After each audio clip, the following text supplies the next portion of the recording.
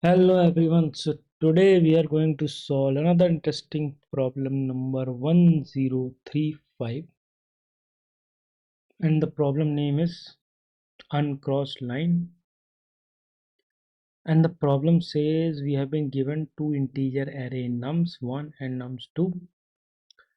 We write the integers nums1 and nums2 in the order they are given, and the interviewer, what is interviewer doing, that they drawing connecting line, straight line connecting two numbers such that the numbers are equal and the line we draw does not intersect any other connecting line, non-horizontal line.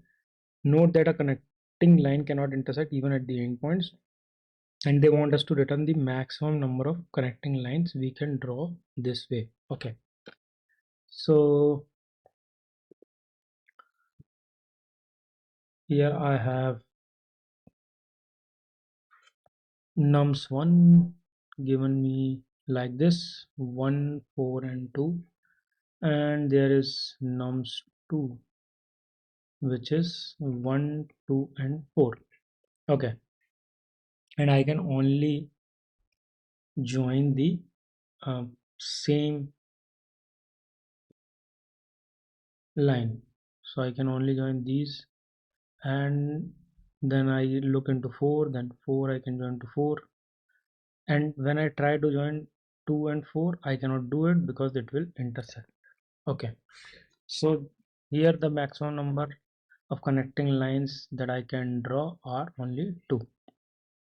Okay, so this problem, to solve this problem, what we can do is we are grouping the same number of elements in a way that we are only combining the common elements. So we have to find the longest common elements in uh, in any sequence. So we can say that we are typically finding longest common subsequence. Okay, so to do that, what we can do is I need my grid. So I have my grid over here. So what I will do is I will assign that here we are starting from 1, 4, 2, and here we have 1, 2 and 4, and what I will do is I will fill my this grid initially with 0. So assume we have zeros everywhere, and I need one more size in both. uh, when I'm creating this grid, I need the size to be +1 in both directions. So in rows I want one more extra row and one more column because I need to have this uh, sequence. I need to have this found this array which is dependent initially on the initial rows, so that I would initialize as 0 column and 0 rows for the first where the index is 0, and now I will start comparing. So when I see that the 1 and 1 in both the elements at index 0, when I compare and if I found that they are same, then what I can do is I can fill the next upcoming element. So that would be my this 1 comma 1, and how I will fill this, that if they are same, then I will add just 1 because that's the line I am drawing over here. So basically this line that I have drawn, this I will represent by saying that this is 1 plus wherever I am, so dp of ij. So if it's a common, so that logic, using that logic I fill this. So to fill I will use a different color. Let's do that. So for filling, so here the numbers are same, so I'm filling as 1, and if they are not, Then what I will do to fill the other element as the maximum of these two numbers together. So the maximum of these two is 1. Similarly, to fill this, I'm using the maximum of these two, it is again 1. Same operation that I'm going to follow when I'm comparing number with 4 to the second element from nums1, and when I'm going to compare it with all the elements in nums2, I'm going to use this. So 4 and 1 they are not same, so it is the maximum of these two, which is 1. 4 and 2 are not same, again the maximum of these two, which is 1, and again we are here, so 4 and 4 are same, so that would give us 2. This would be 2. Similarly, when I come 2 and 1, this will give me 1. And now when I'm getting 2 and 2, so this I will do their numbers are same. So what I want to do is I want to add 1 to my previous number.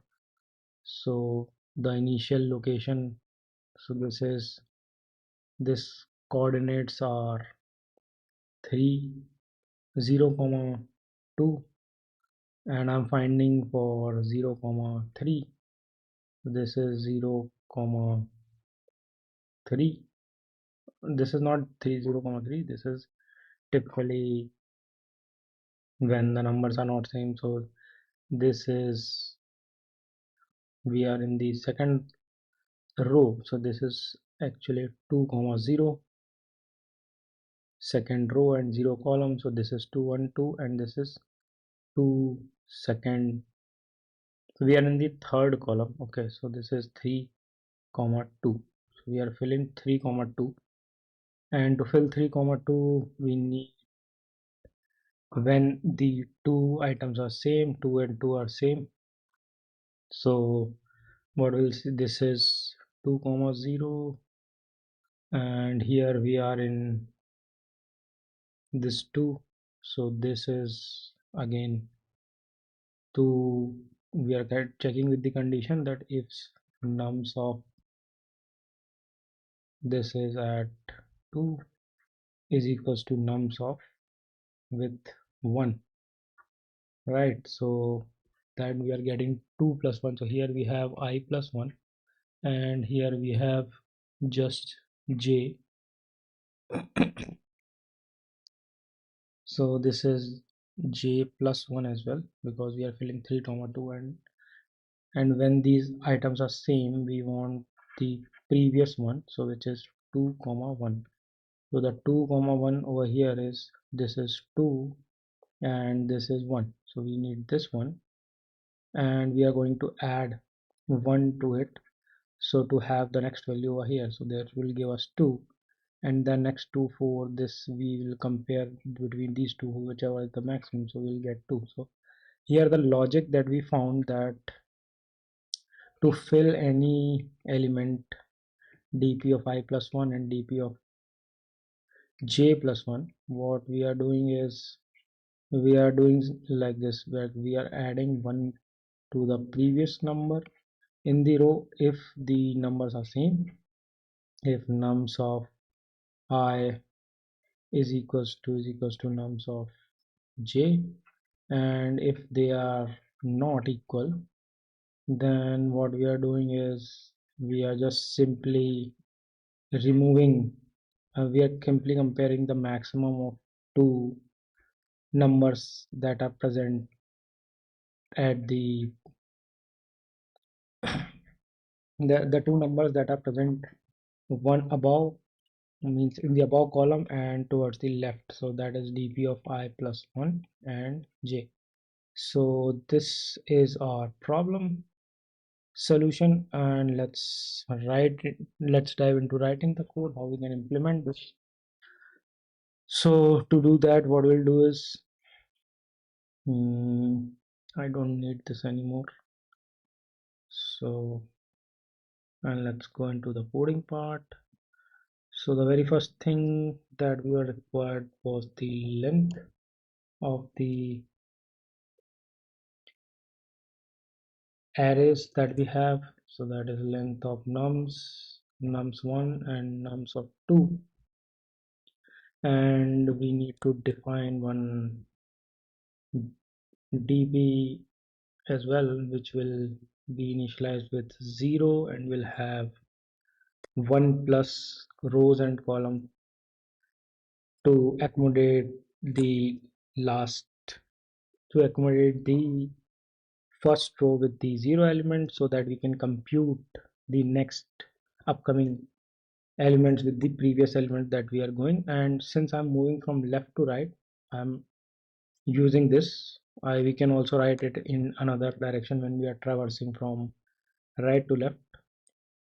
So for I in range of m, and here we are going from j in range of n. And as we saw that what we need to do is, if the numbers are same, then we are adding,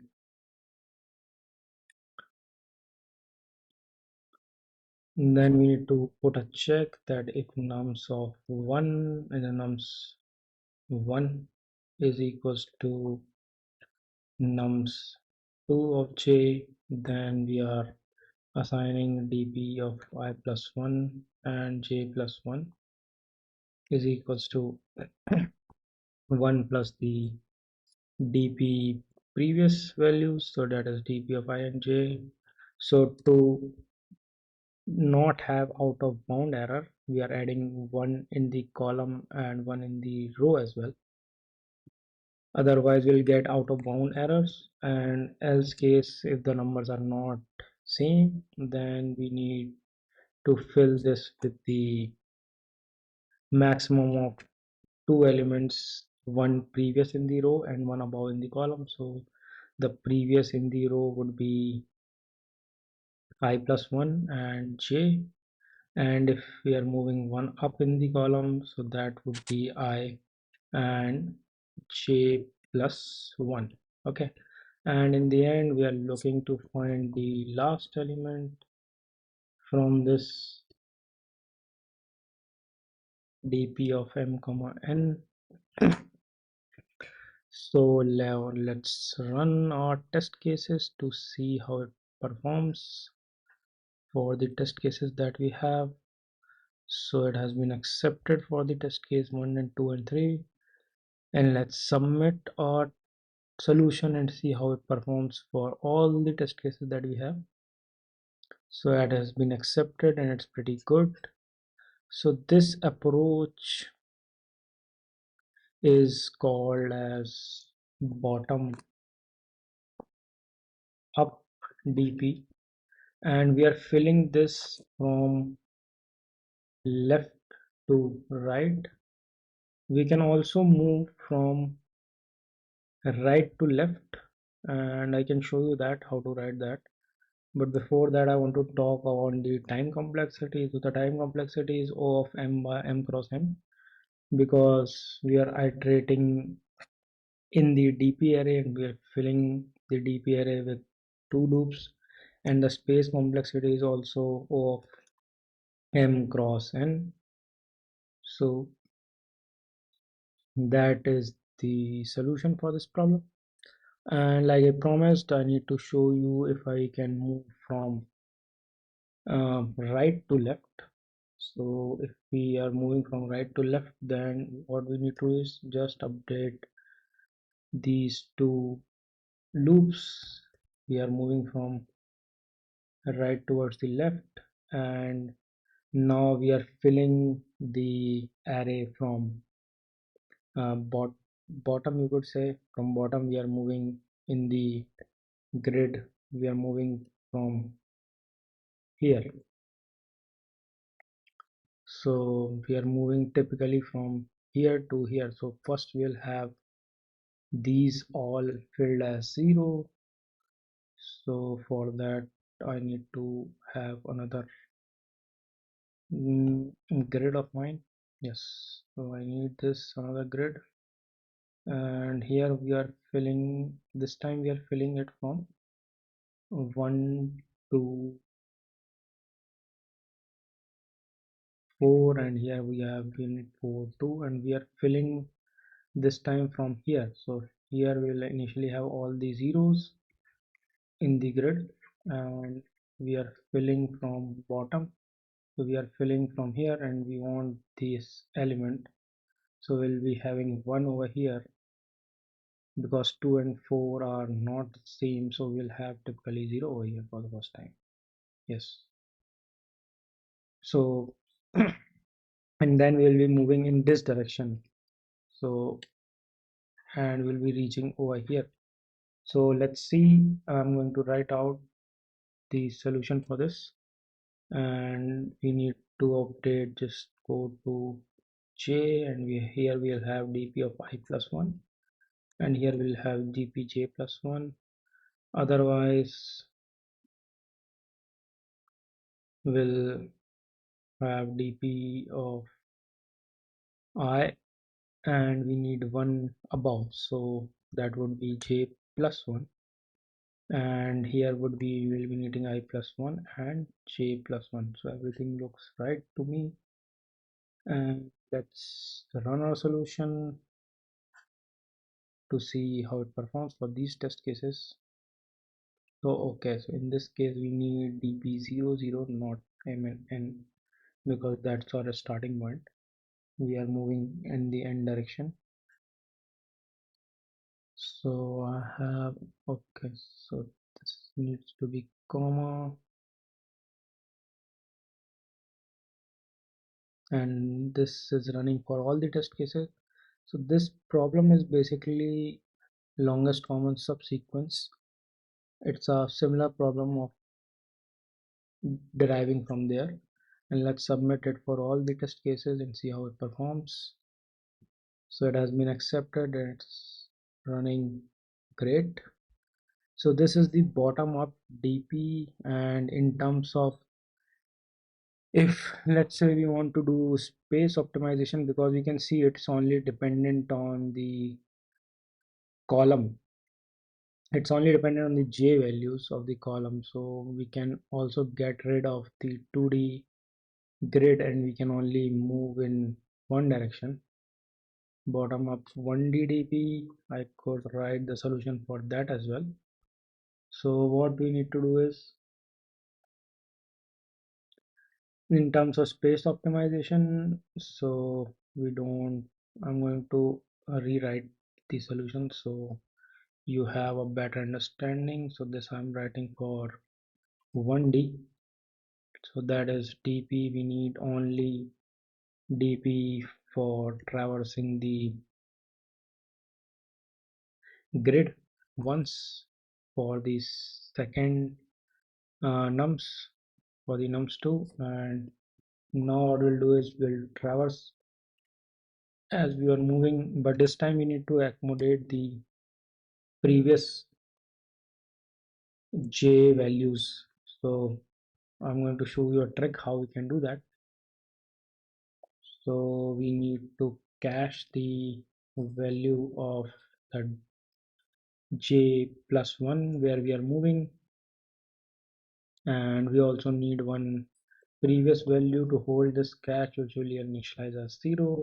And here we'll see that if our nums of 1 of I is equals to nums of 2 of j, then what we'll do is we'll simply do j of 1 plus 1 is equals to 1 plus the previous that we have defined. Otherwise what we need to do is we'll cheat to check between the maximum two values. So j plus 1,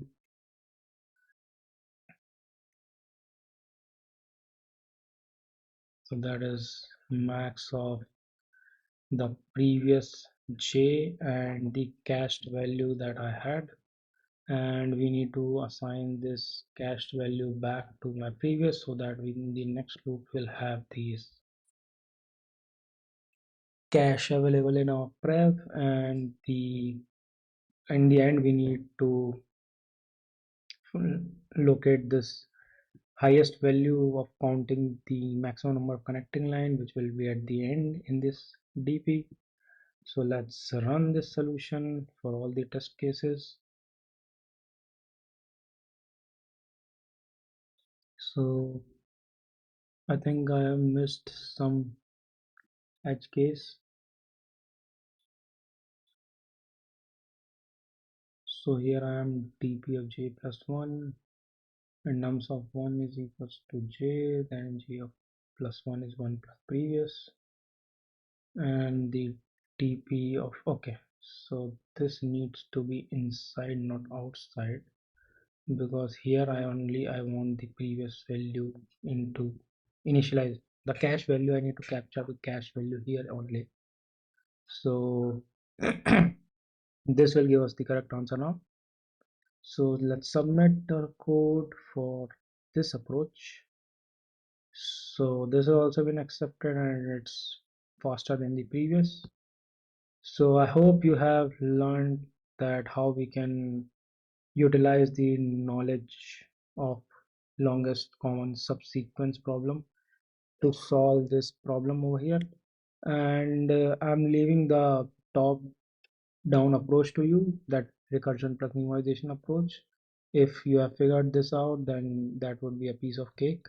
And let me know if you want me to rewrite that solution as well. I would be happy to do that for you. Thank you, and I will see you up tomorrow with some new algorithmic problem and we'll solve that together. Thank you and have a nice day.